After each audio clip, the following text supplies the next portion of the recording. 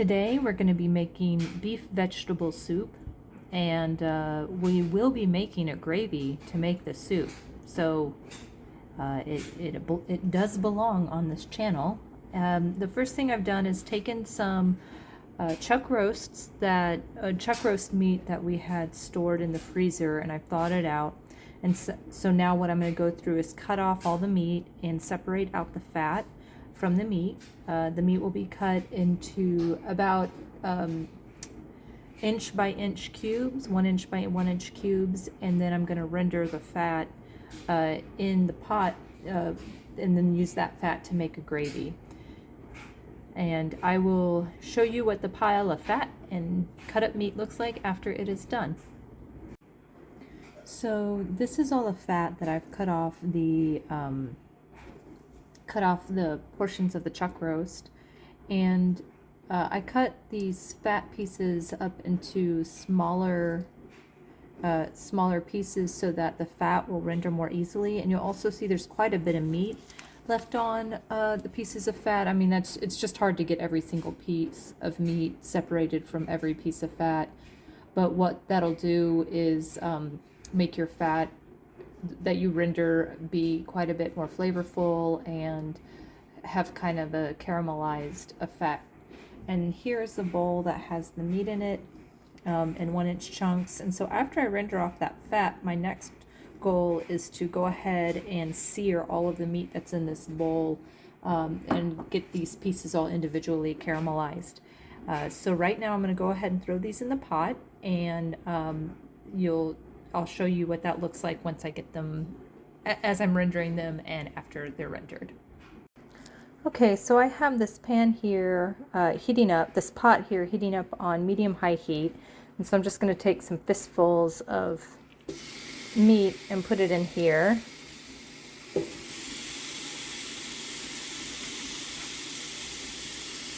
Well, not meat, it's the fat.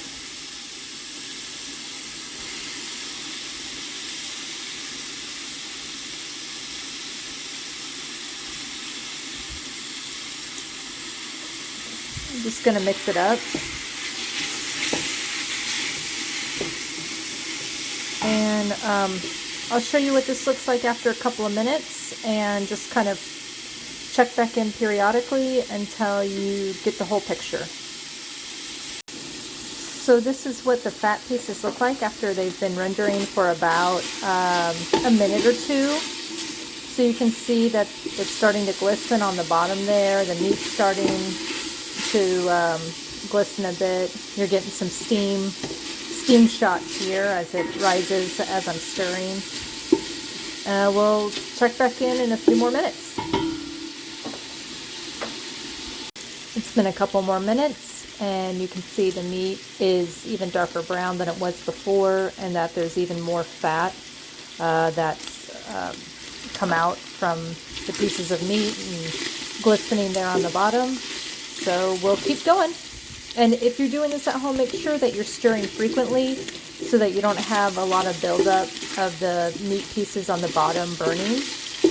That way you'll keep your meat from burning and basically ruining your fat. So it's been a couple more minutes. You can see the meat's even browner. I turned the heat down from medium-high to about medium, and I'll probably turn it down to medium-low so that we don't get the meat pieces burning too badly, but we're still rendering that fat off.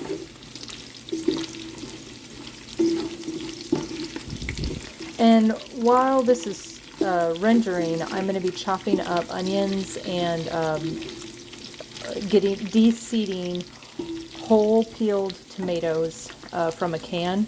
I always recommend using organic tomatoes if you're using canned, and probably even if you're using fresh, but canned tomatoes make food taste like garbage. I'm not really sure why, but I can totally ruin a meal by using non-organic canned tomatoes, and the same meal won't be ruined if I use organic canned tomatoes. So I always recommend, even if you don't use other ingredients that are organic, always using organic canned tomatoes. So it's been another couple of minutes, And you can see how much more significantly the volume of the pieces have reduced as that fat has rendered out. And you can see the meat portions are really darkening up. This would be, it's starting to turn into something called chitlins, which are basically scraps of meat that have been fried in the animal fat that still have nutritional value, and there's no reason why that food should be thrown away. But yeah, so these are turning into tasty, tasty chitlins. Okay, so now I'm going to take my whole peeled tomatoes that I've sieved. I've sieved out the tomato juice and put it into this bowl because we're going to use that tomato juice in the soup. But I've sieved out these tomatoes, and now I'm going to rinse them so that there are no seeds.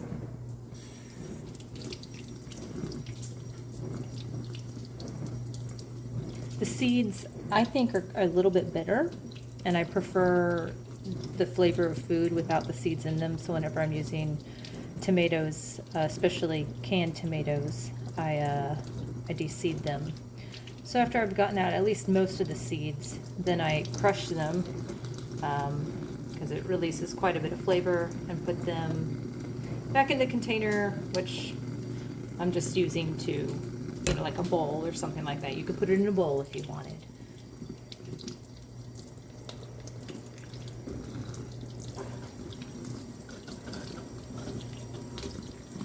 And I'm making a double batch tonight, so that means I'm going to use 2 whole cans of tomatoes.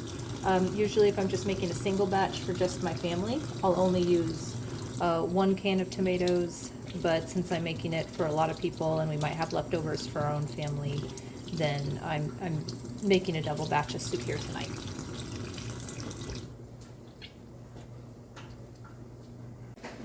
All right, so as I've been de-seeding the tomatoes, I have been, I put this on low so that it wouldn't burn, but this is a good amount of rendered fat, and I'm going to pour it through a fine tooth sieve or fine sieve, and so we can get all those little crumbs out of there, and then you'll see the rendered fat. Okay, so apparently I'm somewhat technically deficient, and I accidentally didn't record the part where I had rendered out the chitlins and put it through a fine mesh sieve. So just so you know, I'd put those chitlins and that fat through a sieve, and that basically you have clarified fat, and then I took that clarified fat, I put it back into the pot, and then I have been frying a couple of handfuls of meat in that clarified fat for about 3 or 4 minutes. So this is a good color that you want your meat to have when it's done. It's just slightly seared. You don't want to char it, but just enough to get a little bit of that caramelized reaction on the meat. So I'm going to pull it out here.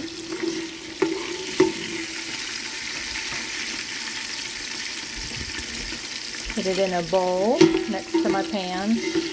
You might say to yourself, this seems like a lot of fat to be using, but the truth is, once we make it into a gravy, it's going to disperse throughout the soup.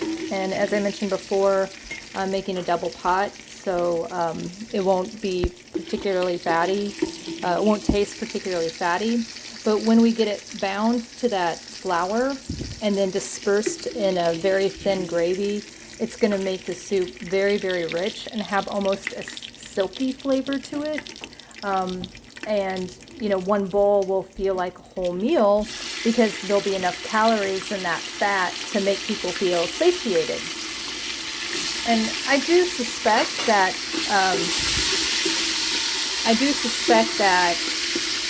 some people may not be getting enough fat in their diets because we kind of have this idea in our culture, don't eat fat, it's not good for you. But I think there are micronutrients in animal fats that people miss when they don't render fat, for example, and then eat it on a regular basis.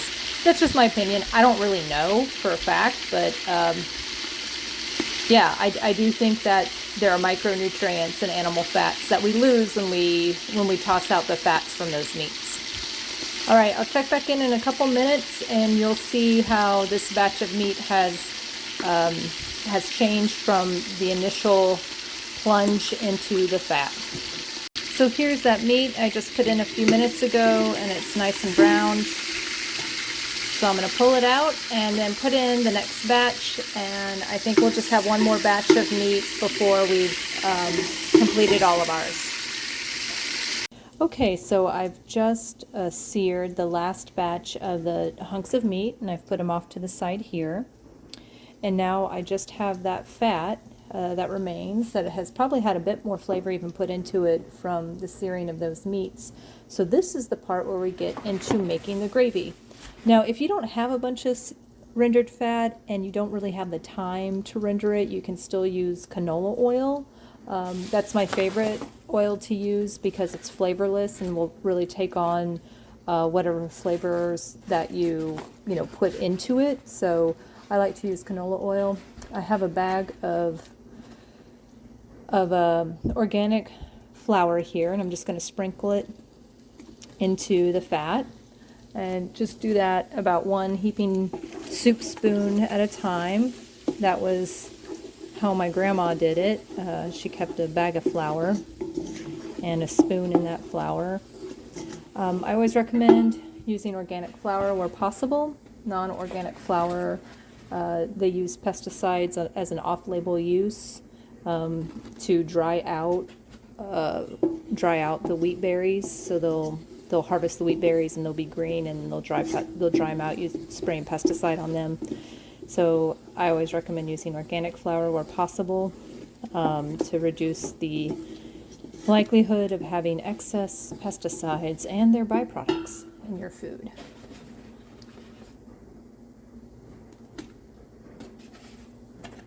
I have quite a bit of fat here, so we're going to end up using quite a bit of flour. And you'll be making a roux that we don't want it to be too thick. We don't want it to be pasty, but we want it to be somewhat thin before we add our vegetables, which we're going to use to quench our roux. We're going to use chopped onions and those tomatoes that we rinsed and crushed to quench our roux when the time comes.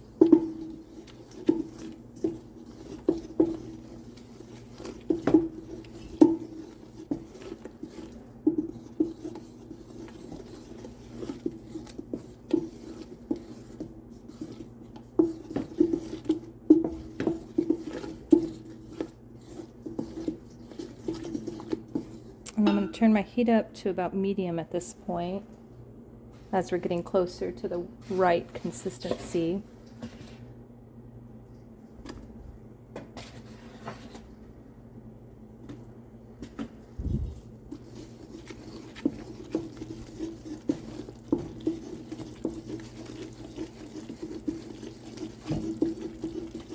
You can see how it's starting to thicken up a bit.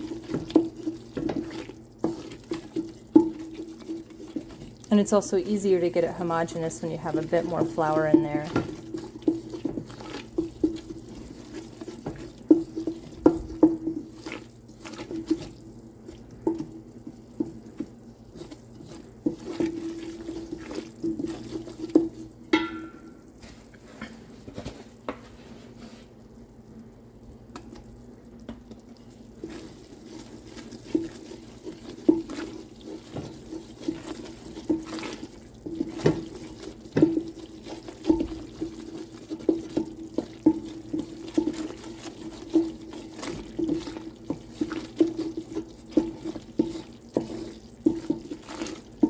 Alright, this is about the consistency I'm aiming for, so it's still quite liquidy. You can stir it easily, but it's thickened up. So I'm going to let this cook on medium-low heat for about 4 or 5 minutes, and then I'm going to toss in my chopped onions and my de-seeded tomatoes to quench it. And then after that I'll be using vegetable stock and a little bit of leftover vegetable stock and just salted water at that point. and then we'll get to the rest of the soup. So this is my roux, and it's still a relatively light roux. If you're making gumbo, you'd want this to basically be almost a chocolate brown, but this is a pretty light roux, which means it's going to have more thickening. It'll be a more thickening agent than if it were a chocolate, like a milk chocolate dark brown roux, which, by the way, tastes amazing, but it takes a long time to get there, and, you know, I'm just not going to do that one today. But if you were making a gumbo, you would do the same thing in the sense that you would take your fat and your flour, and you would heat them on low until it was a dark chocolate brown, and then you would take your vegetables and quench the roux. So right now I have these chopped up onions, and I have a couple of big pinchfuls of salt on top, and the same with the tomatoes, the 2 cans, but I have just 1 pinch of salt on each of them. And the reason why we want there to be salt in our vegetables when we add them to our roux is because whatever flavor you're using to quench your roux, that's going to be the flavor of your gravy, or that's going to be the base of the flavor of the gravy. So even if you're making like a soup, for example, and you're going to use lots and lots of water, you still want to use something flavorful to quench the roux, because that's what's going to bind to that starch and that fat. So we'll start with these onions and throw these guys in here. And also these tomatoes. And these tomatoes.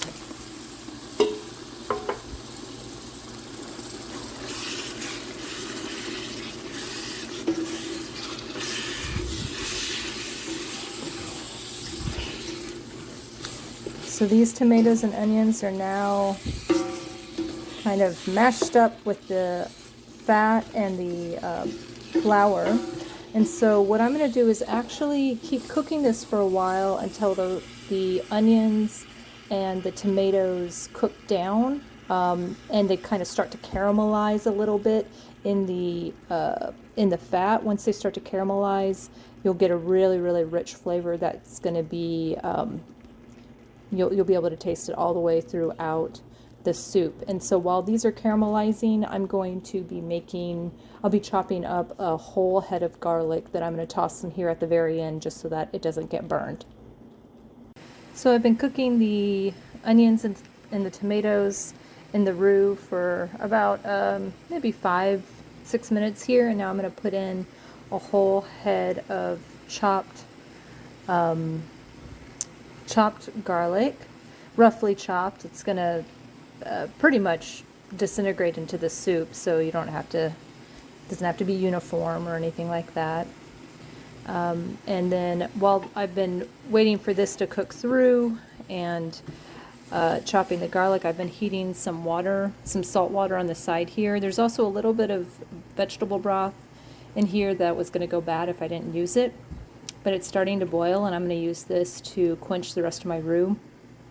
And I've put quite a bit of salt in here, so it's just salt water. Normally when I make this soup, I just use salt, pepper, basil, and maybe a couple of drops of Tabasco sauce at the very end to spice it. I don't really use too many other spices, and just let the flavors of the foods, the natural flavor of the foods, be part of this meal. So when you are quenching a roux, you always want to make sure that you're quenching it with something flavorful, because the gravy will take on the flavor of what it is you're quenching the roux with. So that's why I like to use salt water, even if I'm going to be making a whole soup and we'll be adding more water and more salt. That way those particles, those starch and fat particles, are quite tasty. And also my baby just woke up on the monitor, so I might need to go check on her. Those of you who have children know what this is about. Thanks. Okay, so thank you for your patience. The baby was just rolling over. You guys know how that can be. So I'm going to take this boiling salt water and just take maybe half a cup at a time and mix it in with this vegetable and roux mixture. You want to go a little at a time anytime you're making a gravy and you're quenching it.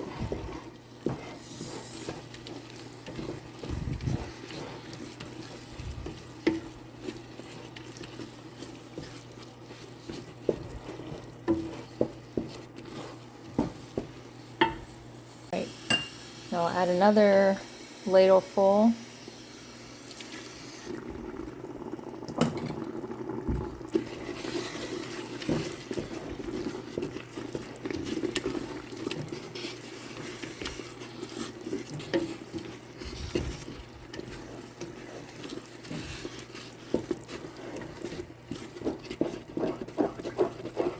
And as you're adding more liquid, you want to make sure you scrape the bottom because there might have been some flour that got stuck on the bottom. Once your soup gets thin enough and you keep it on mostly low, it shouldn't be a problem, but you just want to make sure it doesn't, that flour doesn't burn while you're thinning it out.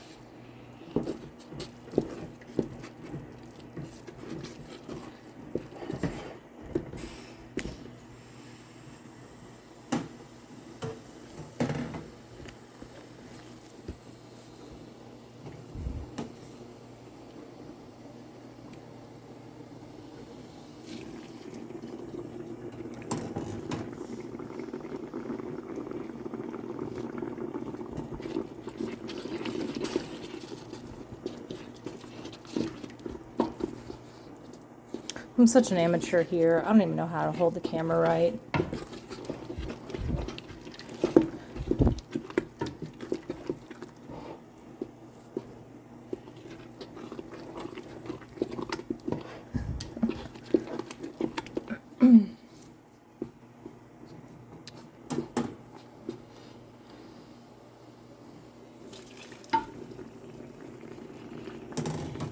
And the reason why we're just doing a little at a time is if you try to put the whole pot in, it's just gonna make your soup chunky basically, and you'll have to get out a whisk, and it's just kind of a pain in the neck to do. So I like to quench my roux just one ladleful at a time. It can get a bit tedious, but that's okay. That's sometimes how cooking can be.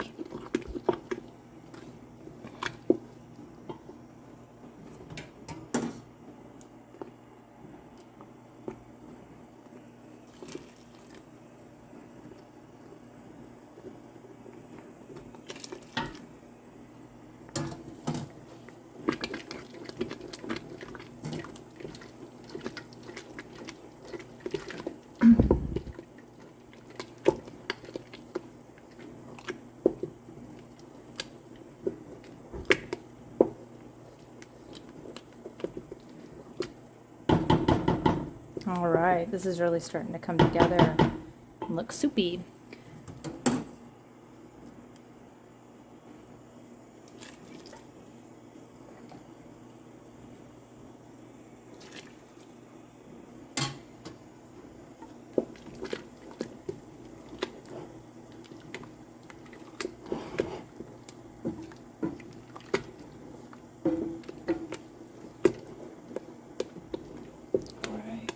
Now I'm actually going to add in the rest of this pot of water that I'm heating up on the side here. I'm just going to add the whole thing.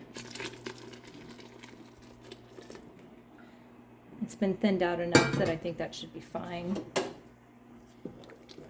Yeah. So now I'm going to put in some basil and some fresh cracked pepper. It's kind of hard for me to show you putting in the fresh cracked pepper because it takes two hands, but every time I add water to this soup, I add salt basil, and fresh cracked pepper. And I'm not going to add any salt this time since I used salt water to quench the roux, and the vegetables had been salted as well. And the reason why I do that is you when you cook your vegetables, you're just gonna, well, in this case, I like to cook each vegetable separately in the soup, so it's kind of it's like a staircase where you just add one at a time and let it cook. That way, at the very end, your soup, all the textures have a very similar vegetable. All the vegetables have a very similar texture, and yeah, you just have like a homogeneous flavor and homogeneous texture, and it just makes the soup really appealing. You can also toss in your meat at this point that you had seared, and if you are doing like a vegetarian soup without meat, you can just use canola oil.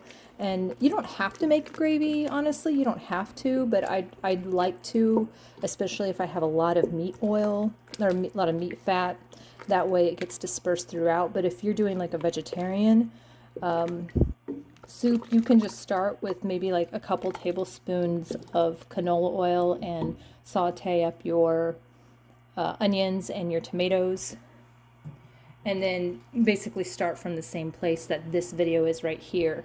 My next step is to chop up, I'm using 2 whole celery stalks, or heads, I guess. So this is one of them and the other is on the other cutting board, the prepping cutting board. So I'm going to chop these up into rough chunks, and in about 15 minutes, I'm going to put them back into this pot. So I start my timer right now.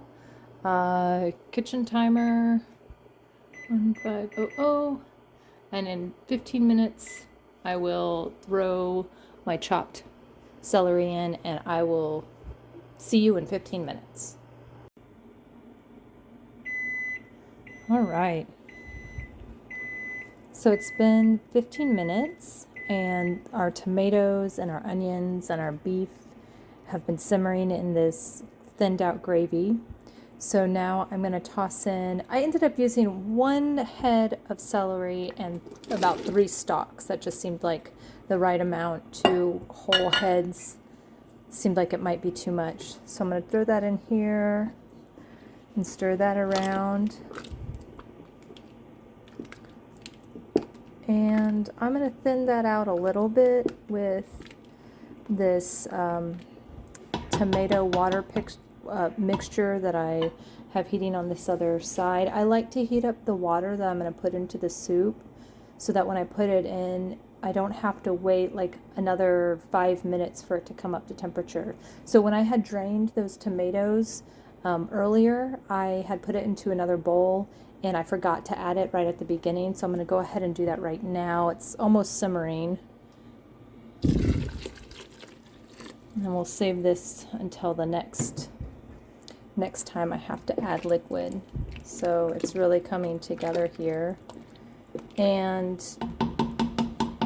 you can also, you could have added corn earlier. I forgot to do it earlier because it's been kind of a busy night. But so I'm adding in about 3 cups of corn, and you can use cans. You can use canned corn as well. If you want your soup to be super sweet, you can include the liquid from canned corn. That's how my brother likes it. Because I'm doing a double batch, I'm putting in 3 cups of frozen corn. But if you were doing a single batch, I think 1 can of corn would be fine. And if you were doing a double batch, 2 or 3 would be fine as well. So I'm putting that in here at the end. And it's probably going to reduce the temperature a little bit of my soup. So I'm going to turn the dial up just a little bit. Right now it's on low, so I'm going to turn it up to about medium high, get it simmering, and then once it's simmering, I'm going to cook it for 15 minutes. In the meantime, while it's simmering for those 15 minutes, the next vegetable is going to be red cabbage. And the red cabbage, normally for a pot of soup, 1 pot of soup, I'll use half a head. If I was making a double batch, normally I'd use a whole head, but this is a really large red cabbage. So I'm just going to use about half of this red cabbage, and I'm going to cut it into maybe ½ inch or centimeter wide strips, and I'll show you what that looks like after I get it cut. So I'll be back in about 15 minutes here. Okay, so the celery has been cooking for 15 minutes, and I chopped up my red cabbage, and here's the red cabbage that I have here. So that was half of that head, which is a double portion. So if you were just making one pot, you'd only use about half of this, maybe, you know, this much amount, which is, I don't know, maybe 3 or 4 handfuls. I'm going to toss that in here, mix it up, and let's see. I'm going to add a little bit more liquid. It's getting a bit thick, and I don't want it to burn, so I like to thin out my soups so they don't burn.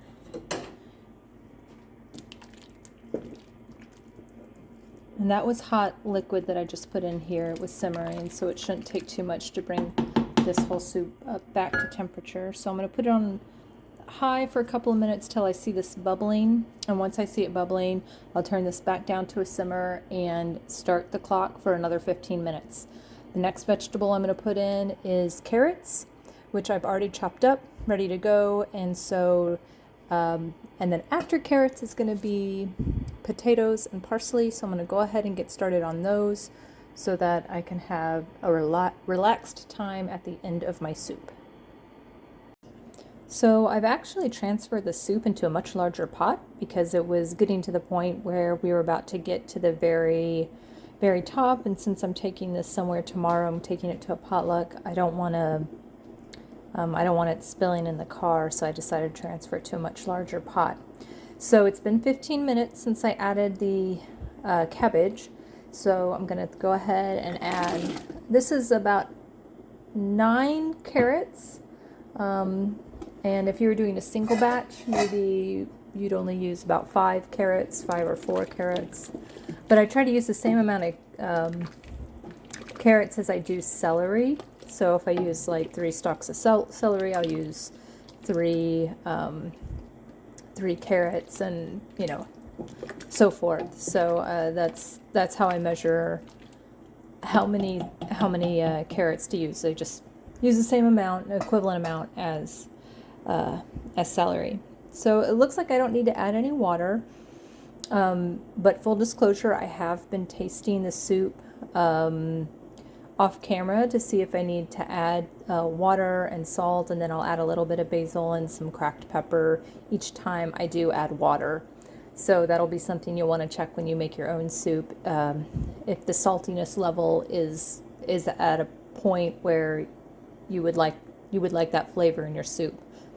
You want to make sure that as you're cooking your soup, you're cooking it the way that you would want it to taste at the very end, or you want your broth to have that same level of savor all the way through. That way your vegetables cook in that flavorful water. You don't want to wait to the very end to add your salt. So you just want to do a little at a time, and you want to keep tasting as you cook. And that's not true just for soup. That's for everything that you make. You want to taste as you go. All right, so we'll put 15 minutes on the kitchen timer.